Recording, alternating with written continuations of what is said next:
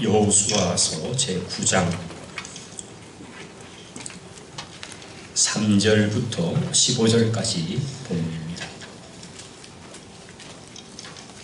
여호수아 제9장 3절부터 15절까지 본문입니다. 같이 읽도록 하죠. 9절부터입니다.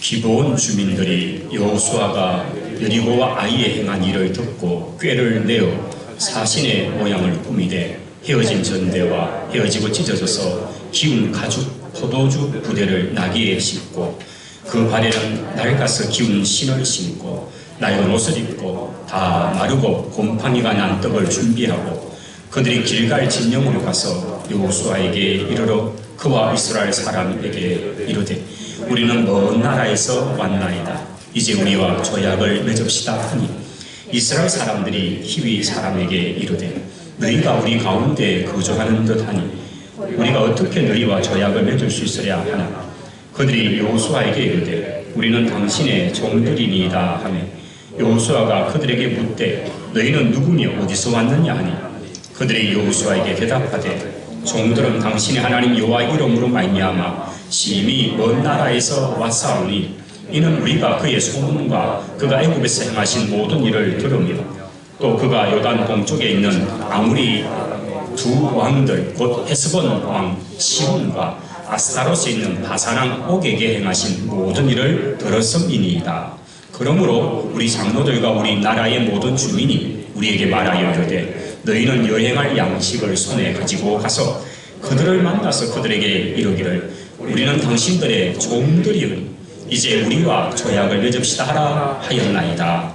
우리의 이 떡은 우리가 당신들에게로 오려고 떠나던 날에 우리들의 집에서 아직도 뜨거운 것을 양식으로 가지고 왔으나 보소서 이제 낡았고 곰팡이가 났으며 또 우리가 포도주를 담은 이 가죽 부대도 새 것이었으나 찢어지게 되었으며 우리의 이 옷과 신도 여행에 매우 길었으므로 낡아졌나이다 한지라. 우리가 그들의 양식을 취하고는 어떻게 할지를 여호와께 묻지 아니하고 여호수아가 곧 그들과 같이나여 그들을 살리리라는 조약을 맺고 회중 족장들이 그들에게 맹세하였더라. 아멘. 할렐루야. 오늘 또 복된 주일이군요. 여전히 코로나19의 상황 속에 있습니다만 이제 점점 이런 상황이 이제 끝이 나는 것 같아 보이기도 합니다. 아마 여러분께서 뉴스를 통해서도 들으셨겠습니다만 교회나 또 각 종교단체 예배를 드리는 것에 대해서는 이제 다른 어떤 규제를 하지 않고 있습니다. 그러나 또 혹시나 해서 지금 5월 5일까지는 일반 학교나 하고 있는 것 부분들은 좀 가능하면 사회적 거리를 두기를 바라고 있습니다. 아마 곧 우리 교회들 모임도 정상화가 될 때가 오겠다는 생각이 들어집니다. 우리가 더 간절히 기도하면서 되기를 원하고요. 또 우리나라만 되어서 될 문제는 아닌 것 같습니다. 전 세계가 요즘은 워낙 같이 있다 보니까 아직 우리나라 밖에는 더 심각한 상황 속에 있습니다. 이런 일들이 속히 끝이 날 수 있도록 우리가 계속적으로 더 기도해 주시면 좋겠고요. 저희 교회가 이런 때에 이웃을 섬기고 이웃을 돌보는 사역들을 계속 진행하고 있습니다. 따로 이제 광고 시간이 제가 지금 없다 보니까 설교 전에 광고처럼 말씀을 드립니다. 우리 장로님 오늘 기도 속에도 언급이 되셨습니다만은 저희들이 지난 3월, 4월 이렇게 오면서 특별히 4월달에 들어와서 우리들이 멈추었던 독거노인 반찬 섬김을 따로 음식을 만들 수 있는 그런 여건이 안 되기 때문에 좀 인스턴트 즉석 요리할 수 있는 그런 것들을 준비해서 한번 보냈고 그리고 또 우리 70세 이상 되는 분들 70 그 키트를 만들어서 거기에 또 이제 음식들을 담아서 재료들 담아서 그렇게 해서 지난주 중까지 전달을 했습니다. 참 감사한 그런 인사들도 받았고요. 그리고 긴급 또 구호가 필요한 가정들이 있어서 저희들이 좀 파악한 결과 6가정이 파악이 되어서 아마 이번 주 중에 다 전달이 될 것입니다. 또 우리 선산 지역에 여러 교회들이 있는데 그 중에서 이제 월세를 매달 내는 그런 교회들이 몇 군데가 있습니다. 그 중에 두 군데 교회를 선정을 해서 두 달치 월세 60만 원씩 전달을 했습니다. 또 감사의 인사들을 또 이렇게 어제 제게 해 주셨습니다. 우리 성도들에게 전합니다. 그뿐 아니라 또 우리 노회 안에 있는 개척한 교회들이 제법 많은데요. 우리 그런 목회자들 가정에 좀 적지만은 일정한 금액으로 이렇게 좀 긴급 구호같이 이번 주 중에 전달할 것입니다. 그리고 우리 또 지역에 특별히 이런 코로나19 사태 동안에 애를 쓴 많은 그런 관공서가 있죠. 그래서 오늘 예배 후에는 우리 선산파출소, 소방소, 또 우리 고압파출소, 소방소 이렇게 네 군데 저희들이 지금 한 위문품 같이 저희들 준비한 게 라면이 한 50박스를 준비해 놓았습니다. 그래서 그곳에 전달하고자 합니다. 어제까지는 우리 지역에 특별히 이번 때에 수고한 그 약국들이 있어서 8군데를 인사를 가서 참 고생 많으셨다 하면서 전하니까 정말 감사하게 그렇게 제일교회에서 오셨냐 하면서 그렇게 인사를 받았습니다. 그리고 특별히 이번에 고생 많이 하는 직업군 중에 하나가 택배기사들이잖아요. 저희 교회에 오는 택배기사 5분 그분들을 다 이렇게 또 드렸더니만 너무 고맙다고 인사를 하셨습니다. 이렇게 해서 이런 기간에 또 저희 교회가 열심으로 이런 일들을 계속 하고 또 계속 해야 될 것입니다. 지난 주 중에는 이렇게 좀 정기적으로 모임이 멈춰있는 동안에 우리 식당부터 해서 복도 계단 전체까지 해서 우리 또 이런 일을 하시는 우리 김형균 집사님이 계시죠. 그래서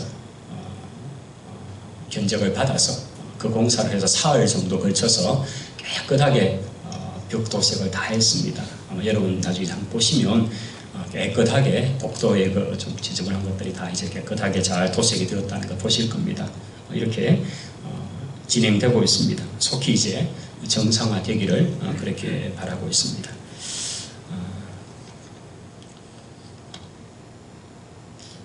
우리가 한 지난 2달여 동안 정말 참 여러분들 얘기처럼 참 이렇게 내가 교회를 못 나온 적이 없었는데 라고 생각하시는 분들이 말처럼 말입니다. 정말 교회당으로 마음대로 나올 수 없고 집 밖으로도 나올 수가 없고 또 마스크를 이렇게 서지 않으면 입장을 아예 못하게 되는 그런 상황. 장례가 나도 참 이렇게 선뜻 갈 수 없고요. 제가 이번 주 중에도 또 장례에 있어서 우리 노예 목사님 가정에 있어서 또 다녀왔습니다만은 거의 없어요. 조문객이 없고요. 또 결혼식도 미루거나 약식으로 하거나 우리 임날이 청년이 지난 토요일날 11일날 결혼을 했는데 사실 제대로 연락도 못 드리고 또 극구 그냥 스몰 웨딩 19만 하겠다 해서 우리 담당 전도사님만 좀 김전사님은 다녀오게 하고요. 그랬습니다만 그런 상황이었고요. 어디 식당 가는 것도 쉽지 않고요. 정말 그런 상황이 우리 앞에 펼쳐져 있습니다. 참 듣도 보도 못했는데 이제는 익숙해버린 코로나 또 거기다 19는 또 왜 붙여놨는지 이 코로나19 아마 그게 이제 바이러스 넘버겠죠. 번호겠죠. 이런 것이 와서 우리에게 참 많은 어려움을 주었습니다. 이 코로나 바이러스에 대한 여러분 여러 이제 통해서 감염이 어디서 시작되었는가 하는 것은 좀 한 두 가지 크게 이렇게 되잖아요. 일단은 지역적으로는 우한 중국 같고요. 그 바이러스를 이제 연기 서열이나 이런 것들을 해보니까 박쥐에게서 그리고 그것이 듣도 보도 못한 천상갑이라는 또 희한하게 생긴 그놈하고 이렇게 어떻게 되어가지고 그래서 이것을 또 섭취한 사람들로 이렇게 와서 옮겨왔을 것이다. 이렇게 이제 추정하는 게 첫 번째이고 두 번째는 아마 그쪽 우한에 어떤 바이러스를 연구하는 연구소가 있는가 봅니다. 이것은 사실적 이야기니까요. 근데 이게 좀 군사용으로 조금 사실 군사적 목적으로 사용하는 연구소죠. 미국 CIA 같은 데서도 유심히 계속 지켜보고 있는 곳이었다 그러는데 생화학 실험, 핵무기나 수소폭탄뿐 아니라 어떤 전쟁이 나면 생화학 무기를 가지고 하는데 아마 그런 것들을 개발하고 있는 곳에서 나온 게 아닌가라는 이런 크게 두 가지 얘기가 나와서 계속 이제 우한 얘기를 의도적으로 미국의 대통령은 하고 있는 것 같습니다. 물론 그 외에 어디가 있는지 사실 모르지만 어쨌든 그렇게 됩니다.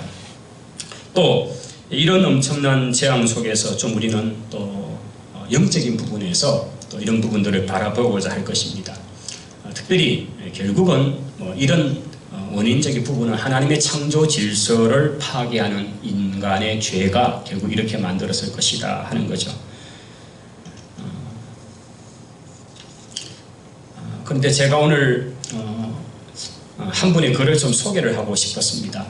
이분은 무스타파 달렙이라는 분입니다. 이분은 아프리카 사람이고요. 아프리카에도 좀 오지가 되는 차드라는 나라입니다. 차드.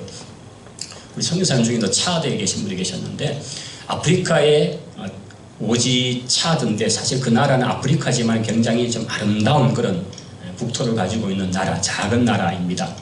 거기에 있는 무스타파 달렙이라는 분의 글이 좀 이렇게 잔잔한 감동을 주는 그런 글입니다. 아무것도 아닌 그 하찮은 것에 의해 흔들리는 인류 그리고 무너지는 사회 이런 이제 내용의 글들입니다. 사실 그 하찮은 것, 눈에도 보이지 않는 작은 것 그런데 코로나라는 이 바이러스가 이 작은 미생물이 지금 전 지구를 뒤덮어 버렸다는 겁니다. 보이지 않는 어떤 것이 나타나서 자신의 법칙을 고집하고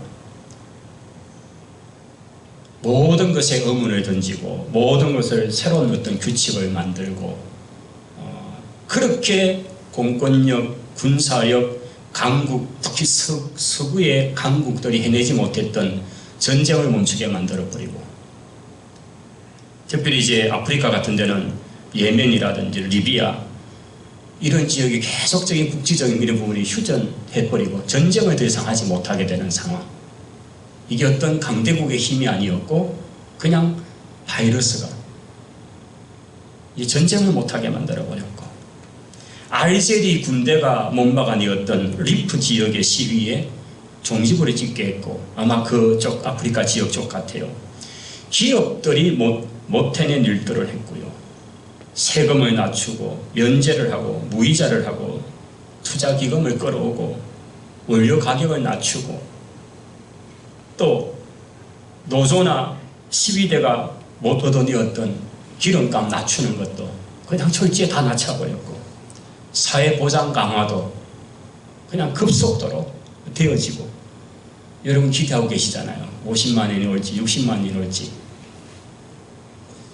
이 작은 미생물 하나가 이렇게 전 세계를 그렇게 만들어 버렸다는 겁니다. 순식간에 우리는 매연 공기 오염이 줄어들었음을 깨닫고요. 시간이 갑자기 너무 많이 생겨가지고 뭘 해야 될지 이상하기도 하고 부모들은 자신의 아이들에 대해 알아가기 시작하고 아이들은 집에서 가족과 함께 보내는 시간에 대해서 이제 적응하기 시작하고 여행도 여가도 이런 것들이 어떤 성공한 삶의 척도가 아니고 스스로 자기를 돌아보면서 약함과 연대성이라고 하는 것의 가치를 점점 이해하기를 시작하고 이게 지금 무스타파 그분의 글들 속에 쭉 전개되는 이야기들입니다.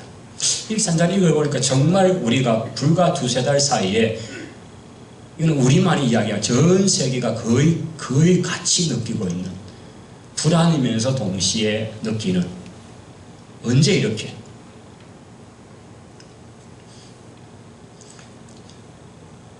대구에 사역하는 목사님 한 분이 그 얘기를 하시더라고요. 자신이 이렇게 이제 저녁 되어서 나가보면 아파트가 그렇게 불이 환하다는 거예요. 그전에는 8시, 9시, 10시 되어도 꺼진 데가 많은데 지금은 초저녁만 되어도 그냥 불이 환하다는 거예요. 갈 데가 없으니까 다 집에 와서, 그래서 주부들이 너무 싫어한다네. 삼시세끼대만 있어가지고, 삼식이만 있어가지고.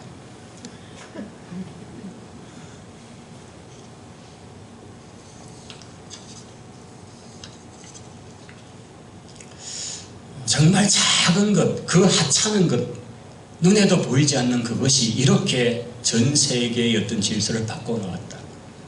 제가 지난주였나요? 그 얘기를 했죠. 역사를 구분짓는 것이 BC와 AD였잖아요. Before Christ. 예수님 오시기 이전과 예수님 오시고 난 이후 AD라고 하는, 그래서 지금이 AD 2020년이잖아요. 그런데 이제는 BC와 AC다. Before Corona, After Corona. 코로나 이전과 이후로 세계는 재판이 되는 것 같다. 이런 얘기를 할 만큼 참 여러 가지 많은 변화를 우리는 느끼고 있습니다. 그러나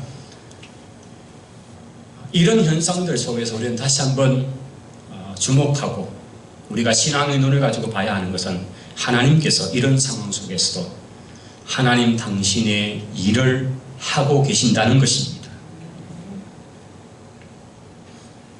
사실 우리는 이런 상황 앞에 우리가 얼마나 약한지, 정말 눈에도 보이지 않는 그 어떤 것에 의한 두려움, 이것으로서 온 세계가 이렇게 있을 때에 우리는 정말 우리가 약하구나.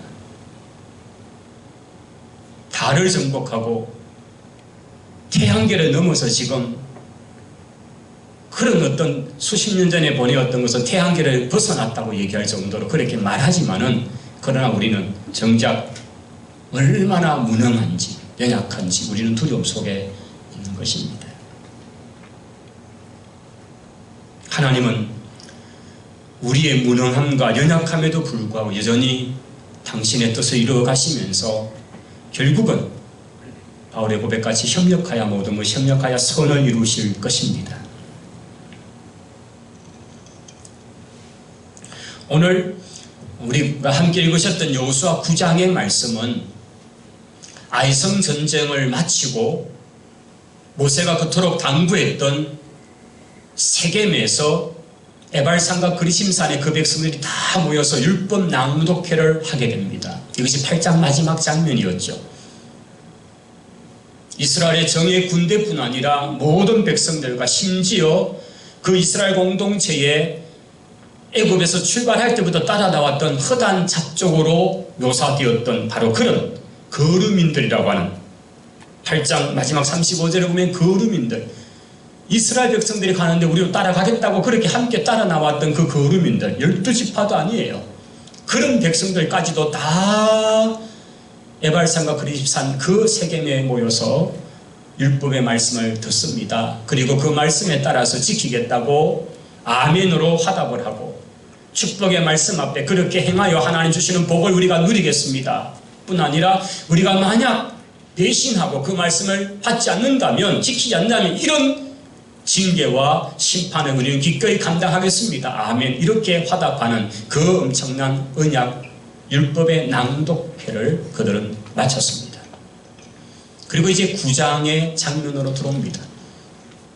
이스라엘 백성들은 길갈이라는 진영이 다시 다 돌아왔겠죠. 길갈은 여호수아를 중심해서 요단강을 건너서 그 앞에 펼쳐진 넓은 들판, 그곳에 이제 길갈이라는 진영, 거기에 전 백성들이 진영을 꾸리고 있는 곳이죠. 그런데 이 이스라엘에서 두려우면서 동시에 자기들이 힘을 모아서 이스라엘을 공격하기를 그렇게 괴계를 뿌리는 족속들이 있다는 것을 1절, 2절에서 언급하고 있습니다. 자, 이 일 후에 요단 서쪽 산지와 평지와 레바논 앞 대해 연안에 있는, 즉 지중해 연안에 있는 히타이트 사람, 헷 족속, 아모리 족속, 가나안 족속, 브리스 족속, 그리고 바로 이 기본, 오늘 본문에 나오는 기본 족속, 히위 족속들이거든요. 그리고 여부수 사람의 모든 왕들, 이 가나안의 족속들이 전체가 모여서 이제 우리가 이러다가 큰일 나겠다. 봐라.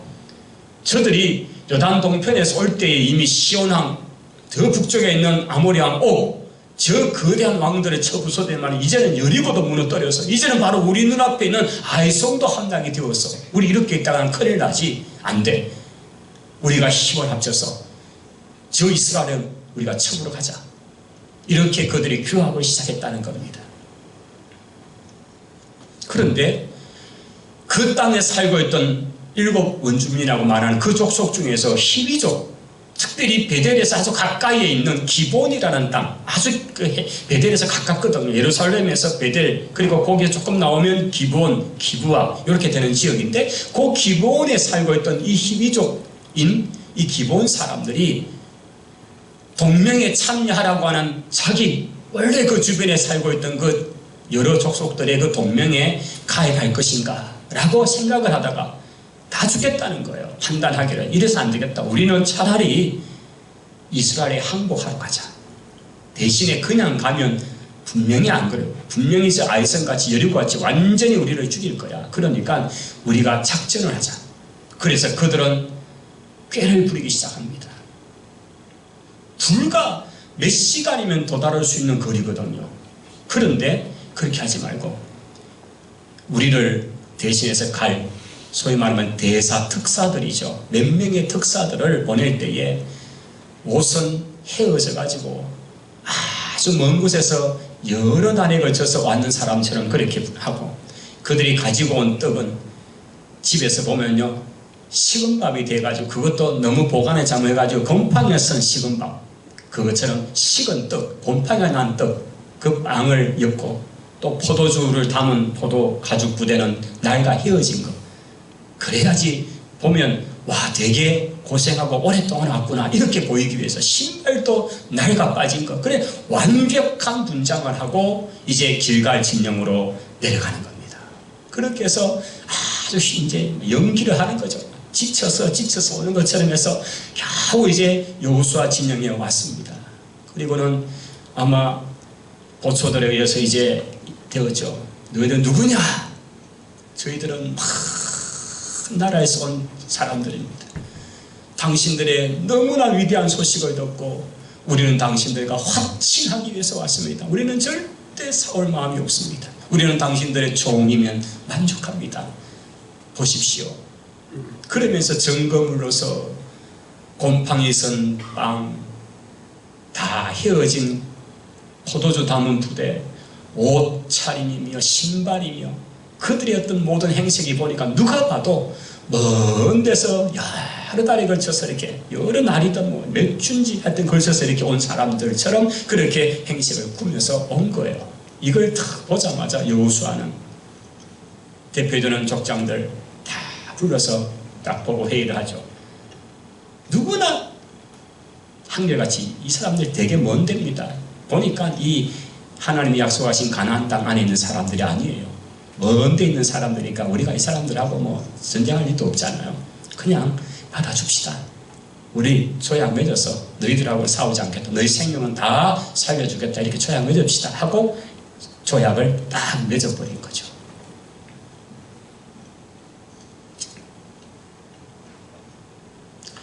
자, 그런데 이 여호수아서를 기록하고 있는 분이 아마 뭐 대부분 학자들은 여호수아라고 봅니다. 마지막 뒷부분에는 이제 여호수아가 돌아가시는 장면 나오니까 그것은 대필자가 기록했을 거라고 보고 일단 여호수아가 이 성경 기록할 때는 아마 그 사역의 끝판일 겁니다.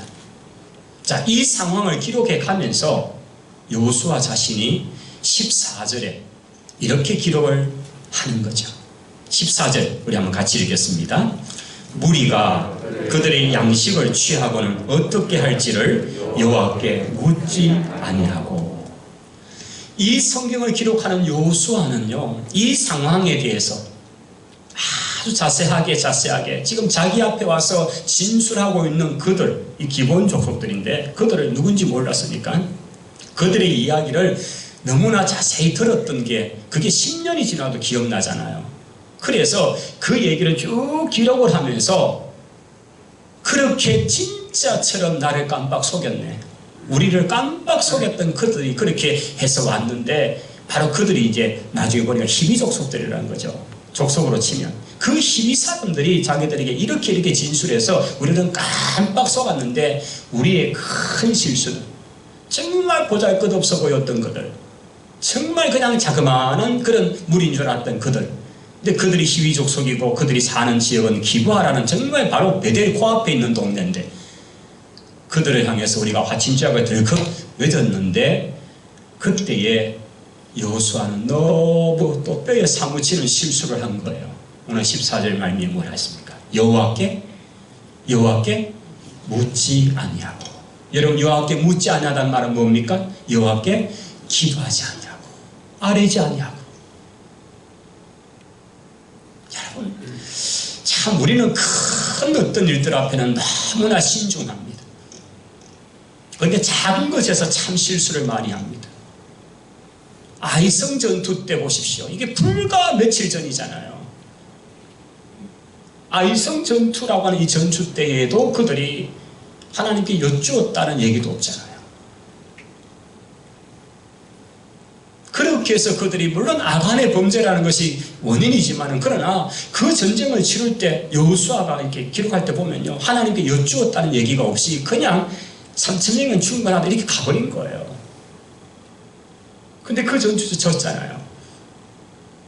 그리고 나서 우여곡절 끝에 결국은 두 번째 다시 가서 아간의 죄를 해결하고 다시 올라가서 이제 하나님 주신 그 전술 전략대로 하나님이 그 다음 두 번째 알성을 치를 때는 얼마나 상세하게 전술까지 다 얘기를 하시잖아요.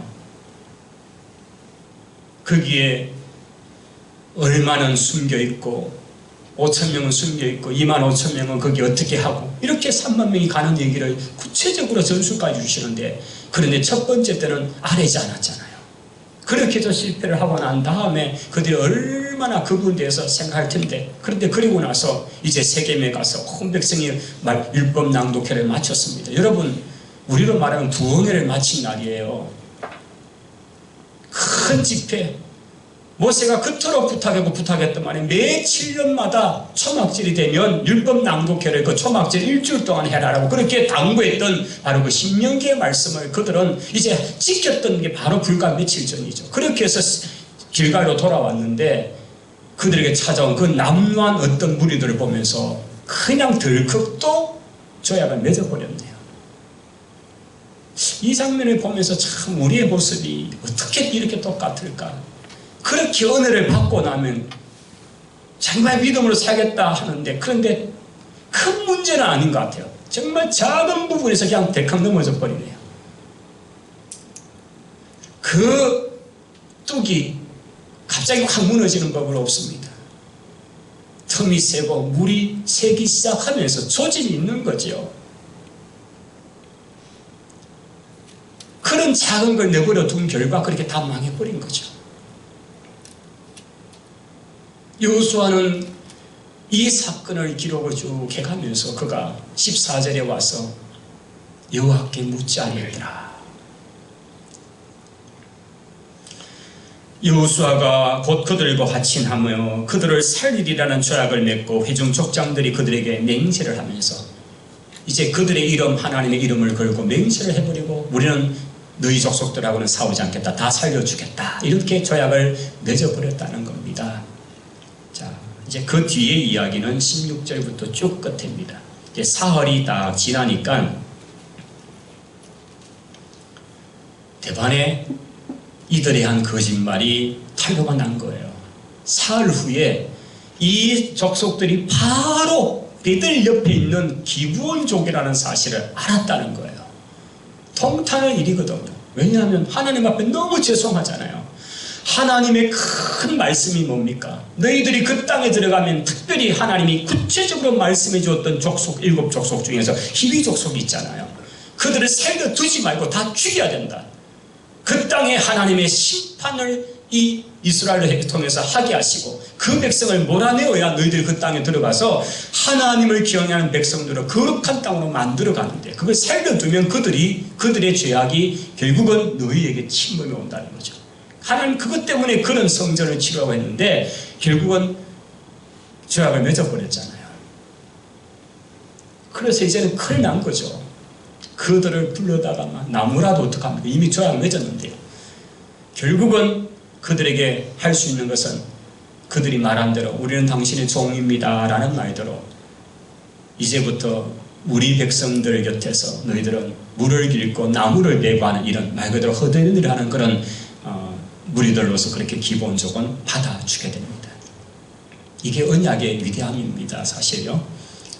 어쨌든 그렇게 약속했기 때문에 하나님으로 약속했기 때문입니다. 그래서 이제 우리가 다음 주에 보십니다. 10장에 되면 이제 전쟁이 시작되면요. 누구부터 치겠습니까? 우리를 배신했어 라고 하면서 희비족, 즉 기본 족속을 그들 있던 가나안 족속들이 먼저 그들을 공격하고자 하죠. 이때 이제 이스라엘이 도우면서 이 남부 전쟁의 중부 전쟁의 중요한 전쟁을 치릅니다. 이 전쟁에서 우리는 태양이 머물고 달이 아야론골 짝에 머무는 이런 역사상의 지구가 만들어지고 어쩌면 최초로 히스기야 왕 때가 그 두 번째라면 그 최초로 시간이 연장되어 버리는 이런 기적 같은 역사가 바로 이 기본을 위한 전쟁 때문에 그렇게 된 거죠. 여러분 우리가 나중에 또 사무엘하에 가보면요. 다윗이 통치할 그때에 그 땅에 기근이 옵니다. 3년 기근이 옵니다. 하나님이 여쭙니다. 하나님 왜 그렇습니까? 하나님이 사자를 통해 보내는데 사울 왕이 기브온 족속들을 분명히 여기 지금 이게 몇백 년 전 이야기입니까? 여호수아서 9장에 나왔던 이 기브온 족속들의 형제같이 받아주라고 한 이걸 깨고 사울왕이 그 기브온 족속들 해코지를 해가 그들을 몇 명 죽였기 때문이다. 그래서 기근을 내린다.